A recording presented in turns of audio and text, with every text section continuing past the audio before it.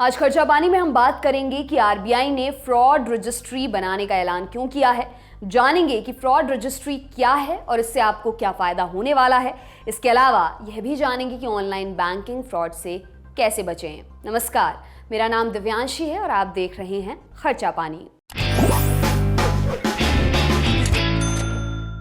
देश भर के अलग अलग इलाकों में लोगों के साथ धोखाधड़ी की बढ़ती घटनाओं को देखते हुए रिजर्व बैंक ऑफ इंडिया ने फ्रॉड रजिस्ट्री बनाने का फैसला किया है। सबसे पहले तो ये जानते हैं कि फ्रॉड रजिस्ट्री है क्या। आरबीआई के मुताबिक इसमें फाइनेंशियल फ्रॉड से जुड़े सभी तरह के डेटाबेस को शामिल किया जाएगा। इसके अलावा इस डेटाबेस में फ्रॉड करने वाली वेबसाइट्स, फ्रॉड करने वाले लोकप्रिय मोबाइल फोन नंबरों की लिस्ट और डिजिटल फ्रॉड में इस्तेमाल होने वाले तौर तरीकों का जिक्र होगा, ताकि ऑनलाइन फाइनेंशियल फ्रॉड करने वाले अपराधियों के खिलाफ कार्रवाई की जा सके। डेटाबेस से मिली जानकारी के आधार पर आरबीआई लोगों को फ्रॉड से बचाव के मुकम्मल इंतजाम करेगा। आरबीआई का दावा है कि फ्रॉड रजिस्ट्री में दर्ज डेटाबेस से फ्रॉड की घटनाओं को रोकने में मदद मिलेगी। रजिस्ट्री में जिन जिन वेबसाइट्स और फोन नंबर को दर्ज किया जाएगा, वे नंबर और वेबसाइट ब्लैकलिस्ट कर दिए जाएंगे। इससे इन नंबरों या फ्रॉड करने वाली वेबसाइट का इस्तेमाल नहीं हो सकेगा। रिजर्व बैंक के मुताबिक फ्रॉड रजिस्ट्री बनाने से पहले अलग अलग पक्षों से बात हो रही है और अंतिम निर्णय बातचीत के बाद ही लिया जाएगा। इसमें पेमेंट सिस्टम और सुपरविजन कंपनियों से बात चल रही है। योजना के अनुसार पेमेंट सिस्टम कंपनियों को इस रजिस्ट्री का एक्सेस दिया जाएगा, ताकि कंपनियां रियल टाइम में फ्रॉड की घटना के बारे में जान सकें। इसके बाद फ्रॉड का डेटा आम लोगों के लिए प्रकाशित किया जाएगा, ताकि जोखिम से बचाव के लिए लोग एहतियात बरत सकें। लोगों को यह पता चल सके कि पेमेंट या बैंकिंग से जुड़े काम में किस तरह की सावधानी बरतनी चाहिए। रिजर्व बैंक ने कहा है कि क्रेडिट इंफॉर्मेशन कंपनी यानी कि सीआईसी के ग्राहक भी रिजर्व बैंक के इंटीग्रेटेड ओम्बुड्समैन स्कीम के तहत आएंगे। यहाँ ओम्बुड्समैन स्कीम का अर्थ है लोकपाल योजना। इसी लोकपाल योजना के तहत दर्ज शिकायतों को साझा करते हुए रिजर्व बैंक ने बताया है 2021-22 के दौरान 4.18 लाख शिकायतें प्राप्त हुई, जबकि पिछले वर्ष 3.82 लाख शिकायतें प्राप्त हुई थी। पिछले फाइनेंशियल ईयर में 97.9% मामलों का निपटारा किया गया था।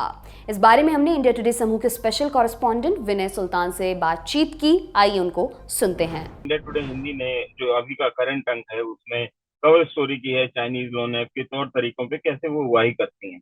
आपको थोड़ा सा मैं अगर बैकग्राउंडर में जाऊं, आपको अगर समझाने की कोशिश करूं या हमारे दर्शकों को अगर समझाने की कोशिश करूं, तो चाइना में ये लोन ऐप के जरिए या इंटरनेट के जरिए लोन ऐप है चाहे, और ये पूरा नेक्सस है। ना सिर्फ लोन ऐप है, इन्वेस्टमेंट ऐप है, गेमिंग ऐप है, बेटिंग ऐप है, इनका पूरा का पूरा नेक्सस है जो एक ही गिरोह चला रहा है।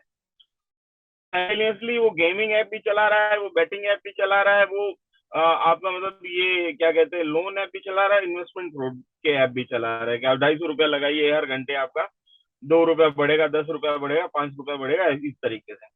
तो ये एक एक एक किस्म का नेक्सस है जो इसको चला रहा है। और इसको हम चाइनीज ऐप क्यों कह रहे हैं?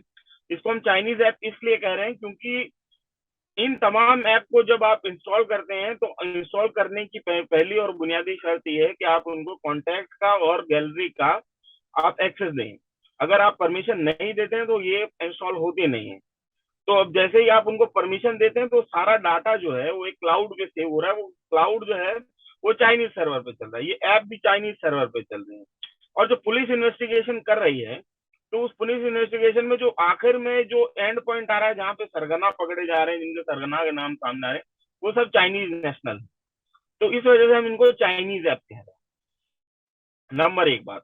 नंबर दूसरी बात ये है कि 12 से 16 के बीच में खुद चाइना में इस किस्म की ऐप, इस किस्म के गिरोह जो है बहुत सक्रिय थे। 2016 में चाइनीज गवर्नमेंट ने एक इंटीग्रेटेड कमांड बनाया इन ऐप्स के खिलाफ में, और इनको कहा कि जो भी आपके बिजनेस के लेन देन है आप 2 साल के भीतर इनको सेटल करिए। अब कोई भी नई ऐप नहीं बनेगी, नया लोन नहीं दिया जाएगा। और वहां पे 2 साल के भीतर सरकार ने इनको काबू में कर लिया। अब वहां पे इस किस्म की गतिविधियां ना के बराबर हैं। और क्योंकि वो आप समझते हैं ऑथोरिटेरियन रिजीम है, वहां पे कम्युनिस्ट पार्टी का शासन है, तो वहां पे कानून की पालना लोकतांत्रिक देशों के बनिस्बत बहुत अलग तरीके से होती है। लेकिन 2018 में जब इनका कारोबार चाइना में खत्म होना शुरू हुआ, तो 2018 में इन गिरोहों ने, इन अपराधी गिरोहों ने जो ऑनलाइन ठगी करते हैं, इन्होंने अपने लिए नए नए अपराध के नए क्षेत्र ढूंढने शुरू किए। तो मलेशिया में एक हर सालाना फिनटेक मतलब फाइनेंशियल टेक्नोलॉजी ऐप का एक एग्जीबिशन होता है। 2018-19 के एग्जीबिशन के समय में बहुत सारी चाइनीज लोन लोन ऐप या चाइनीज स्कीम की ऐप जो है वो वहां पे आई, और उसमें कई भारतीय जो है इन्वेस्टर्स ने अपनी दिलचस्पी दिखाई दी। इस तरीके से 2019 के तकरीबन तकरीबन जो है चाइनीज ऐप जो है इस किस्म की, उन्होंने भारतीय मार्केट में अपने पांव पसारना शुरू किया है। तो ऐसी स्थिति में हमारी लॉ इन्फोर्समेंट एजेंसीज के पास में ना उतनी सलाहियत है, ना उतने रिसोर्सेज हैं कि उनको जाके वहां पे पकड़ सकें। किसी भी तरह के बैंकिंग फ्रॉड से बचने के लिए रिजर्व बैंक की सलाह है कि अपने बैंक अकाउंट की जानकारी कभी किसी को ना दें। अगर फ्रॉड हो भी जाए तो फौरन इसकी जानकारी बैंक को दी जानी चाहिए ताकि खतरे को कम किया जा सके।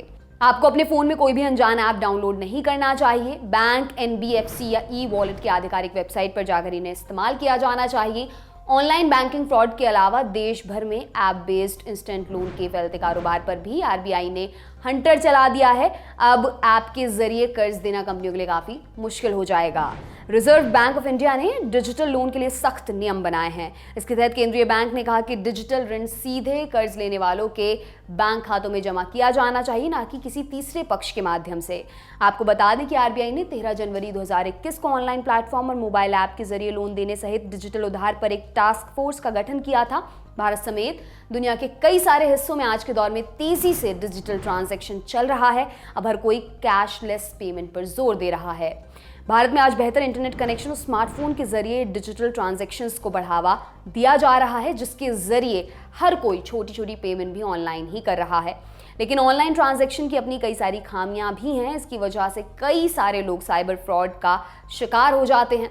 यानी आए दिन लोगों के साथ ऑनलाइन ठगी के मामले भी लगातार सामने आ रहे हैं। ऐसे में कुछ सावधानियां रखकर आप इस तरह के फ्रॉड से खुद को बचा सकते हैं। जब भी आप ऑनलाइन पैसे ट्रांसफर करने के लिए किसी भी ऑनलाइन पेमेंट ऐप पर अपना लॉगिन आईडी बनाते हैं तो आपको एक यूपीआई पिन मिलता है। ये पिन काफी ज्यादा महत्वपूर्ण होता है क्योंकि इसी से आप ऑनलाइन पेमेंट करते हैं। ऐसे में साइबर अपराधी कई बार आपसे पिन नंबर जानने के लिए तरह तरह के इनामी लालच देने के लिए फोन करते हैं। ऐसे में बहुत जरूरी है कि आप इस पिन को किसी के साथ भी शेयर ना करें। अगर आप ऑनलाइन पैसे ट्रांसफर कर रहे हैं या फिर किसी को ऑनलाइन पेमेंट करना चाहते हैं तो आप सिर्फ पेटीएम, भीम और गूगल पे से ही भुगतान कीजिए। ये सभी प्लेटफॉर्म्स काफ़ी ज़्यादा भरोसेमंद हैं और इन पर किसी भी प्रकार के फ्रॉड से बचने में मदद मिलती है। अक्सर लोग कई सारे थर्ड पार्टी लिंक्स का इस्तेमाल करके अपना पैसा ट्रांसफ़र करते हैं, जो कि सेफ नहीं होता है। असल में थर्ड पार्टी लिंक्स आपके ऑनलाइन रिकॉर्ड को हैक कर लेते हैं, जिसके बाद ये आपके सारे ऑनलाइन ट्रांजेक्शन्स को मॉनिटर करने लगते हैं और धीरे धीरे आपके बैंक अकाउंट से पैसे निकाल लेते हैं। इस बारे में भी हमने एक्सपर्ट की राय ली है, आइए उन्हें सुनते हैं। आप मान लीजिए कि 4 ऐप जो है ना, उनको आपने उसमें डाल दिया फोर्ड रजिस्टर में कि ये 4 ऐप हैं या 10 ऐप हैं या 15 ऐप हैं। लेकिन दिक्कत ये है कि थर्ड पार्टी से ये लोग तुरंत 20 ऐप जो है नहीं खड़ी कर। अब आप हुआ क्या कि आप ये समझिए कि जब चाइनीज फर्स्ट जो कार्रवाई इनके ऊपर हुई वो दिसंबर 2020 में हुई। उसमें 2 चाइनीज जो है नेशनल पकड़े गए, ठीक है, बाकायदा पकड़े। उसके बाद में जो भी यहाँ बैठ के गिरोह चला रहे थे, कलेक्शन का काम कर रहे हो, तो सब भाग गए। लेकिन उन लोगों ने लॉकडाउन के दौरान कई सारी शेल कंपनी जो है वो रजिस्टर करवाई। कई सारे हमारे देश के जो सीए हैं वो इस तरीके के आपराधिक गतिविधियों के लिए पैसे के चक्कर में बहुत सारी शेल कंपनी जो, अब आपने एक कंपनी के ऊपर कार्रवाई की, उसके द्वारा चलने वाली 10, 15, 20 ऐप की उन्होंने नई शेल कंपनी जो बना की थी उसके नाम 30 ऐप और बना ली और फिर वापस डाल दिया गूगल प्ले स्टोर पे थर्ड पार्टी की।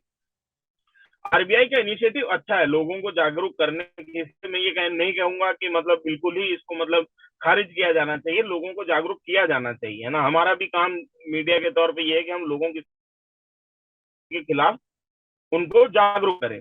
लेकिन इसके अलावा सबसे सख्त एक्शन जो है वो ये है कि इस किस्म की ऐप जो है हमारी साइबर सीमाओं के भीतर ना घुस पाए।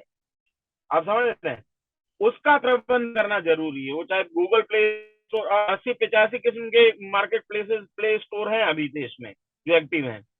तो इन मार्केट प्लेसेस या प्ले स्टोर के लिए एक पॉलिसी ऐसी बने गवर्नमेंट ऑफ इंडिया की तरफ से जो ये कहे कि आप किसी भी किस्म के फाइनेंशियल लेन देन किसी भी ऐप के साथ में अगर में इन्वॉल्व हैं तो उसको आरबीआई से सर्टिफिकेशन होना जरूरी है, या एक प्रॉपर ये स्क्रूटनी का प्रोसेस है। ये स्क्रूटनी का प्रोसेस जाने के बाद ही आप उसको अपने मार्केट प्लेस पे अपीयर होने देंगे।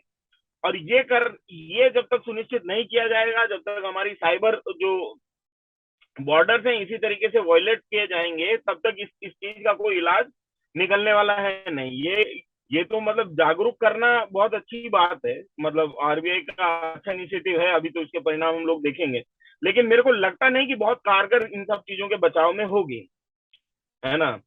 तो ये मेरा मेरा ये कहना है कि नीड ऑफ द आवर अभी ये है कि भारत को एक सख्त कदम उठाना चाहिए, एक सख्त कानून बनाना चाहिए, और एक पॉलिसी ऐसी बनानी चाहिए जिससे फाइनेंशियल जो भी लेन देन कर रहा है, चाहे जो भी, मतलब आप ये समझिए आईसीआईसीआई बैंक या एसबीआई के जरिए भी अगर आप लेन देन कर रहे हैं, तो अगर उनकी ऐप ही है तो उनका एक प्रॉपर स्कूटनिंग से निकलने के बाद ही उनको सर्टिफाइड करके ही पब्लिश किया जाए किसी भी मार्केट प्लेस में। आप समझ रहे हैं बात को। अदरवाइज लोगों के साथ में इस किस्म की धोखाधड़ी होती रहेगी, क्योंकि ये साइबर स्पेस इतनी लेयर है इसके अंदर, और आप एनमनेस होके इतने सारे काम कर सकते हैं, है ना। तो उसको कंट्रोल करना, कंट्रोल रेगुलेट करना बहुत ही मुश्किल काम है, बहुत ही मतलब हार्ड टास्क है। ये तो हो गई आज की मेन खबर। अब इकोनॉमिक्स की दुनिया से जुड़ी एक और ज़रूरी लेकिन दुखद खबर की बात कर लेते हैं। देश के जाने माने अर्थशास्त्री अभिजीत सेन का 29 अगस्त सोमवार देर रात को निधन हो गया है। वे 72 वर्ष के थे। अभिजीत सेन योजना आयोग, जो कि फिलहाल नीति आयोग है, उसके पूर्व सदस्य भी रह चुके हैं। अभिजीत सेन के भाई डॉक्टर प्रणब सेन ने बताया कि करीब 11 बजे रात में उन्हें दिल का दौरा आया था। इसके बाद उन्हें तुरंत ही अस्पताल ले जाया गया, लेकिन जब तक वे अस्पताल पहुंचते उनका निधन हो चुका था। अभिजीत सेन का जन्म दिल्ली के एक बंगाली परिवार में साल 1950 में हुआ था। उनकी शुरुआती शिक्षा सरदार पटेल विद्यालय से हुई। इसके बाद आगे की पढ़ाई उन्होंने सेंट स्टीफेंस कॉलेज से पूरी की। यहाँ से उन्होंने फिजिक्स में ऑनर्स किया। सेन ने 1981 में कैम्ब्रिज यूनिवर्सिटी से अर्थशास्त्र में पीएचडी की। वे वहाँ पर ट्रिनिटी हॉल के सदस्य भी थे। सेन करीब 40 साल से भी ज़्यादा समय तक बतौर अर्थशास्त्री काम करते रहे। इस दौरान उन्होंने जवाहरलाल नेहरू यूनिवर्सिटी में अध्यापन का कार्य भी किया। उन्होंने पूर्व प्रधानमंत्री मनमोहन सिंह की अगुवाई वाली सरकारों में बतौर योजना आयोग के सदस्य के रूप में काम किया था। इस दौरान वे 2004 से 2014 तक योजना आयोग के सदस्य रहे। अभिजीत सेन कृषि लागत और मूल्य आयोग यानी कि commission of agricultural cost and prices के चेयरमैन रहे। इसके अलावा सेन पश्चिम बंगाल और त्रिपुरा जैसे राज्यों के स्टेट प्लानिंग बोर्ड के सदस्य सहित कई महत्वपूर्ण सरकारी पदों पर भी रहे। ये था आज का खर्चा पानी। ये बुलेटिन आपके लिए लिखा था हमारे साथी प्रदीप यादव ने। आप अपनी राय यहाँ कमेंट बॉक्स में जरूर दें। अगले एपिसोड तक अपना खूब ख्याल रखें। शुक्रिया। लल्लन टॉप का सबसे ठस, ठेठ और ठसकदार बेबी आ गया है लल्लन टॉप का पॉडकास्ट, जिसका नाम है बाजा, और ये बजेगा सिर्फ लल्लन टॉप ऐप पर।